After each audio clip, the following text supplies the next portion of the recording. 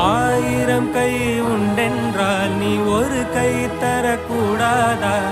ஈராயிரம் கண் கொண்டாய் உன் ஒரு கண்யனை பாராதா?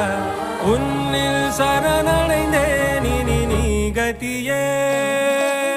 பார்த்தேனே உயிரின் வழியே, யார் கண்ணும் காணா முகமே. கல்